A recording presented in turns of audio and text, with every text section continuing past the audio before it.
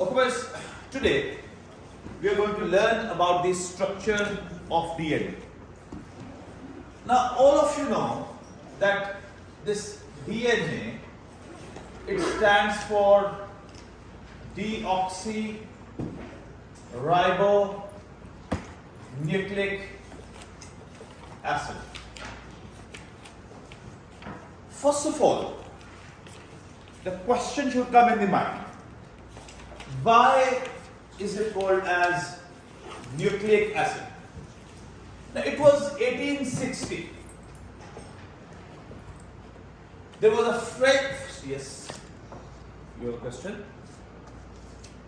Yeah, we're going to discuss at the end. You came late. Now, we are going to discuss about cancer at the end, inshallah. So, you see, just press on the right click and then fill screen. Then you'll be able to see everything. Right click and press fill screen. Okay? Now, in 1860, there was a Swiss biochemist. He was the first scientist whose name was Friedrich Miescher, who was able to extract DNA. Now, at that time, he gave it the name nucleic acid. He did not give it the name DNA, deoxyribonucleic acid. He did not know the exact composition of DNA. He just gave it the name nucleic acid. The question is, why did he give it the name nucleic acid? Because this chemical, it was extracted from nucleus.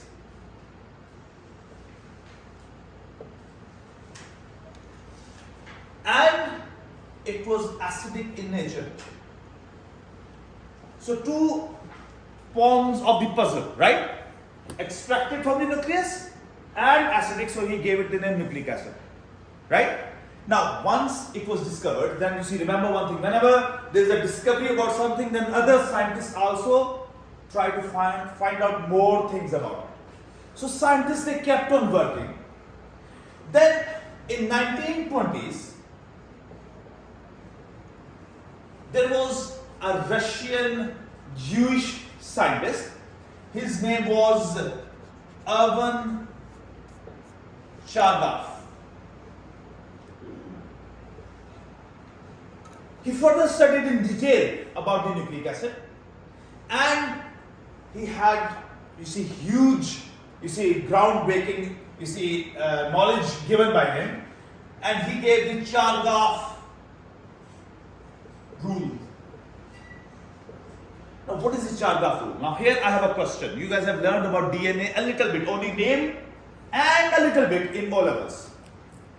You have learned the names of the nitrogenous bases present in the DNA. Who will tell me the names? Yes. Adenine, guanine, cytosine, uracil. In DNA or also DNA, only DNA. Adenine, guanine, cytosine and thymine. Right? So, and you guys already know the Chargaff rule. You did not know the name of the Chargaff rule, but you know that the number of adenine, so adenine joins with thymine. He said that number of adenine is always equal to thymine and number of guanine is always equal to cytosine. So this is the rule, right? And he said that this is the stoichiometric ratio, 1:1. Have you learned about stoichiometry in chemistry? Yes. Right? So he said that this is the stoichiometric ratio, 1:1. There will always be 1:1. Right? If there are 100 adenine, there will be 100 thymine. If there are 100 guanine, there will be 100 cytosine. Now, we are going into more detail. What is this DNA actually made up of? Now, it's written deoxy.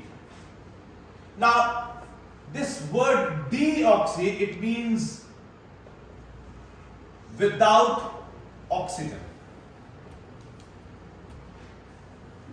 but not everywhere. Not everywhere, right? We are going to discuss where oxygen is missing. Then second word is ribo.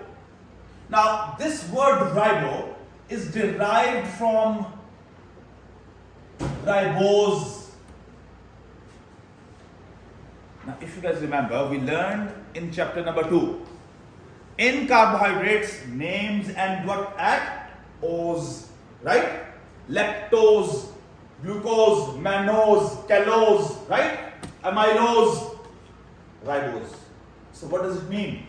It is a carbohydrate, right? And this ribose is actually a 5-carbon carbohydrate, right? Now, this is the basic structure, the deoxyribonucleic acid. Now, first of all, I am going to show you how this 5-carbon ribose sugar is present over there, right? Its structure I am going to show. Now, it's a 5-carbon, right? So, I am going to show its ring form. 1, 2, 3, 4, and this is the 5th one. Remember, the last carbon is always the tail. We have learned already that, right? Now, over here there is H, OH. H, H, H, OH. H, and here we have CH2OH. Look here. Do you find somewhere where the oxygen is missing? Where the oxygen is missing. Usually there is hydroxyl, but there is hydrogen. Yes. Second carbon. This is the second carbon. So look here. 1, 2, 3, 4, and 5. At second carbon there is no hydroxyl. There are only hydrogen. Right? So this ribose, this 5-carbon sugar is called as deoxyribose. Now you know that there is DNA and there is RNA. What is the full form of RNA? Ribonucleic acid. There is no attachment of the word deoxy with that. Right? It means that the structure of this ribose will be like this. 1, 2, 3, 4, CH2OH, and rest here H, OH, H, OH, H, OH, H. So you can see that at second carbon in the ribose, this hydroxyl group is present. Right? So this is the structure of what? Ribose. So this is the first difference between RNA and DNA. There are other differences as well.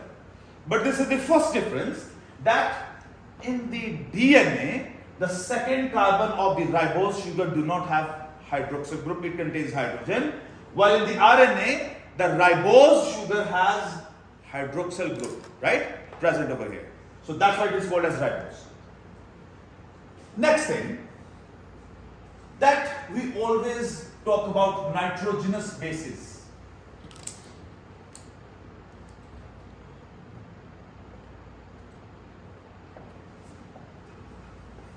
Special chemical compounds which act as bases, right, and has nitrogen in them, they are called as nitrogenous bases, right? Now they include adenine, guanine, cytosine, thymine, uracil. There are other as well, but we are not going into that much detail. We will talk about them when we will talk about the dinucleotides. Your syllabus is reduced now. In this book, the old book, you see, they had more topics over there. Now, this adenine, guanine, cytosine, thymine, they are further divided into two groups. Now, this adenine and guanine, they fall into one group, and cytosine and thymine, they fall into the second group. This adenine and guanine, they are called as purines. and cytosine and thymine, they are called as pyrimidines. My question is, sir, what is the difference between purines and pyrimidines? Now, look here, how to remember, how to memorize this. Purines is a smaller name, but its structure is larger, right? And pyrimidine is a larger name, its structure is shorter. Now, what we'll say that the purines, they have double ring structure. They have double ring structure like this.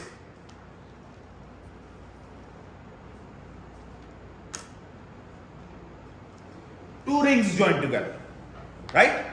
While pyrimidines, they have single ring structure.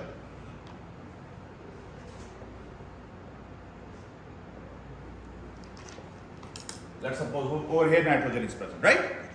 So I just told you that pyrimidine is a larger name, smaller structure. Opposite.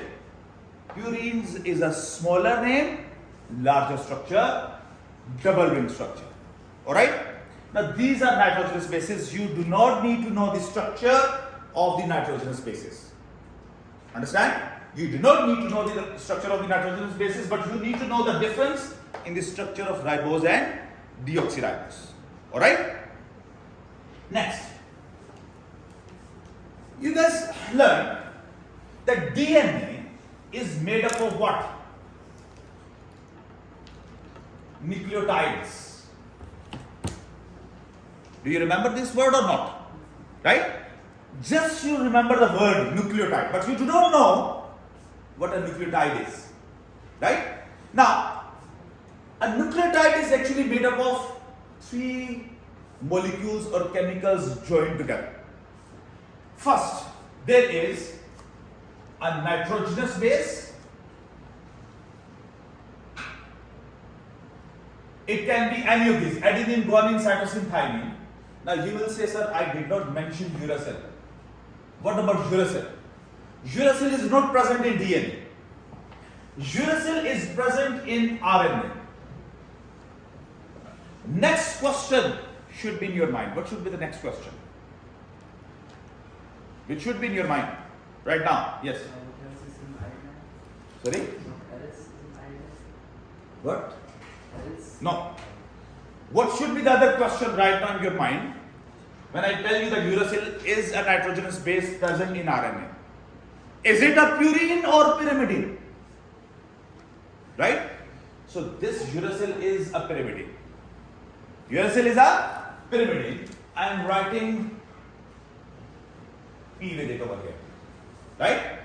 I will explain you more in detail when we will talk about RNA inshallah. Right? Now, come back over here. In a nucleotide, I told you that there are three molecules joined together. First of all, there is a nitrogenous base. This nitrogenous base, when joins with the ribose or deoxyribose, then it forms a compound which is called as nucleoside. It's still not a nucleotide. It's still not a nucleotide. I told you three. We have done two: nitrogenous base and deoxyribose. So it's a nucleoside. Now guys, remember, we have talked about many times H3PO4. You remember this or not? What is this? Phosphoric acid, which act as what? Phosphate group. Do you remember this or not? Now we can represent it like this.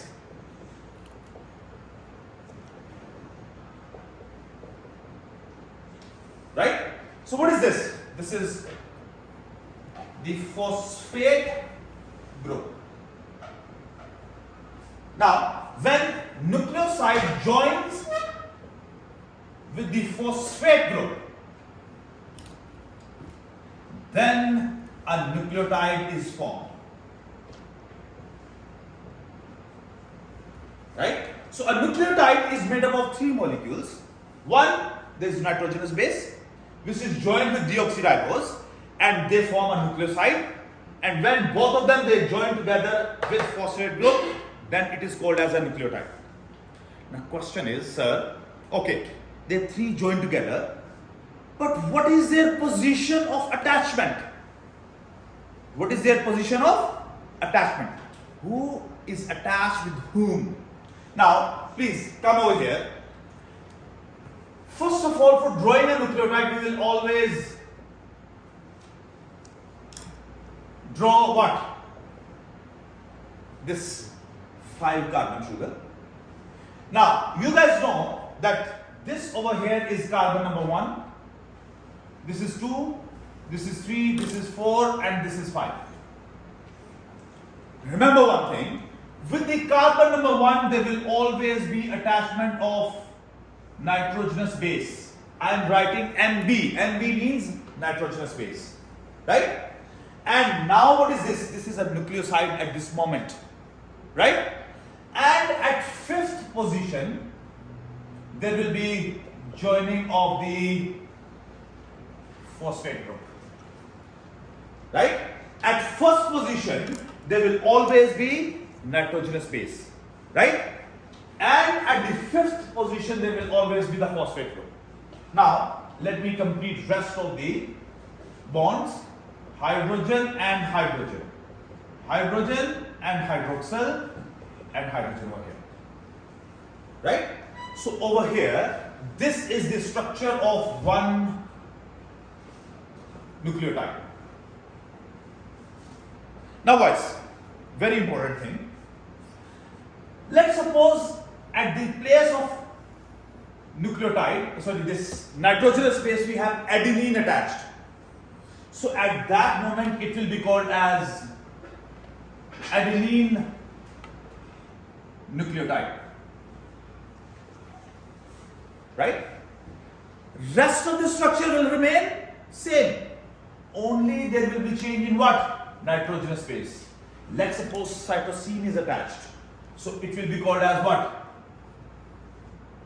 Cytosine nucleotide. Let's suppose guanine is attached. Then it will be called what? Guanine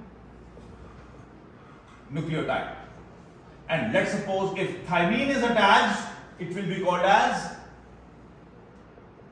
thymine nucleotide. Understood, everyone? So whole structure is same, only difference in one, nitrogenous base, and a new nucleotide is formed. So this was the chemical structure of the DNA. What does the physical structure look like? Now, till now, with the help of experiments, scientists they have come up, how does an atom look like, right? You know the work of the Rutherford, right? He bombarded them with these, you see, alpha, beta and gamma rays. So after that, scientists, you see, they want to find out the shape of each molecule. In 1950s, there was a British scientist, her name was Rosalind Franklin.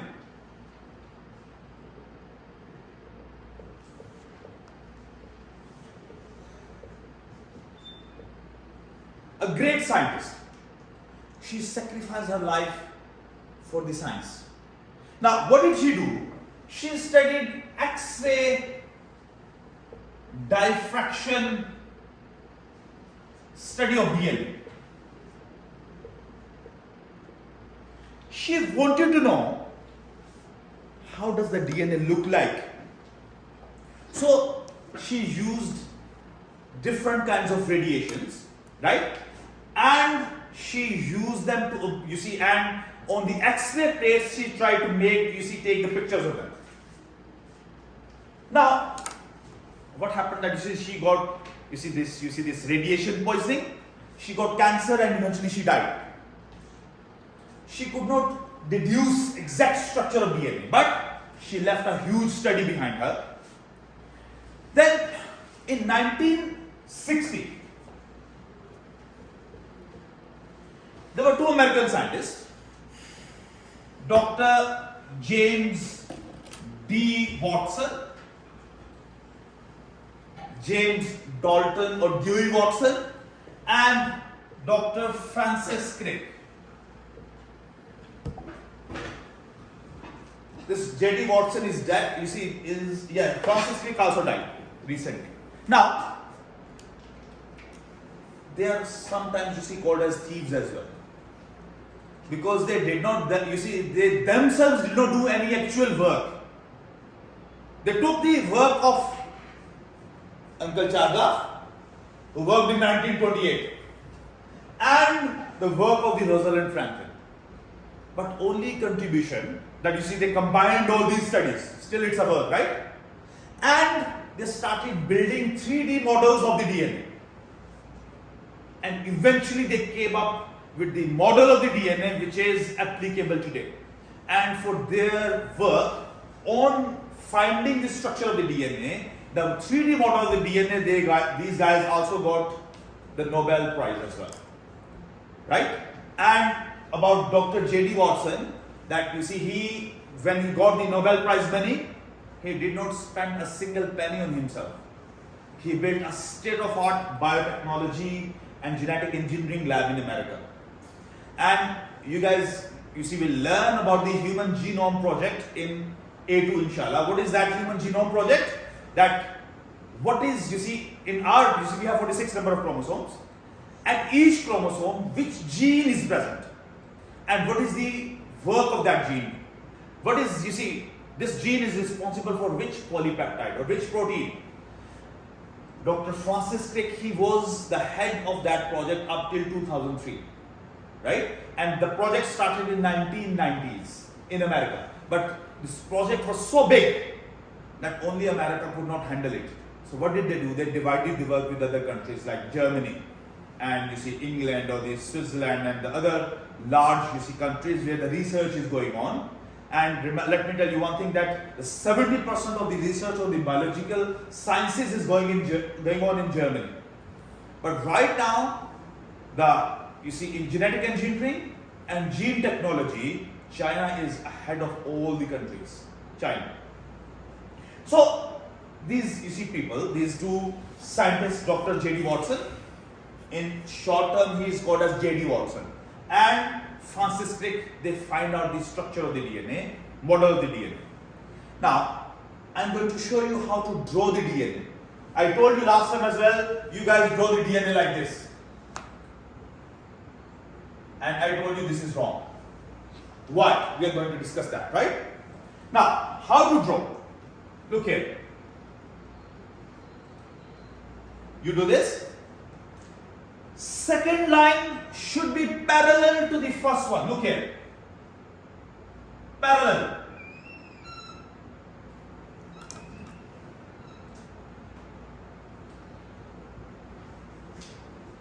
Second line should be parallel. Over here, it is not parallel. Right? It is going like this.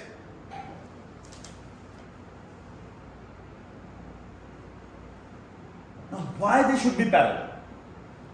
Now, these lines which I have drawn, these are actually what? Polynucleotide chains.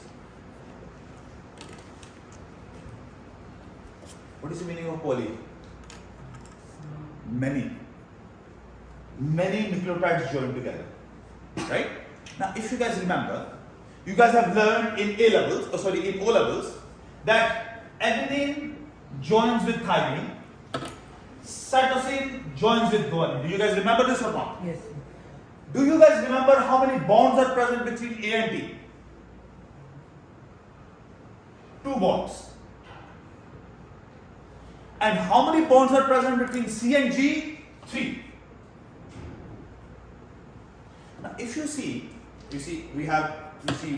time is going to finish right now. We'll continue this lecture in the next class. But if you see, I did not draw straight lines. I drew dotted lines in between A and T and C and G. What does this mean? Very good. It means that the bonds between the adenine and thymine, cytosine and guanine, they are hydrogen bonds. They are not covalent bonds or ionic bonds. Right? These are weak bonds. Alright? We'll continue from here inshallah in the next class. Alright boys? So lecture is complete? No.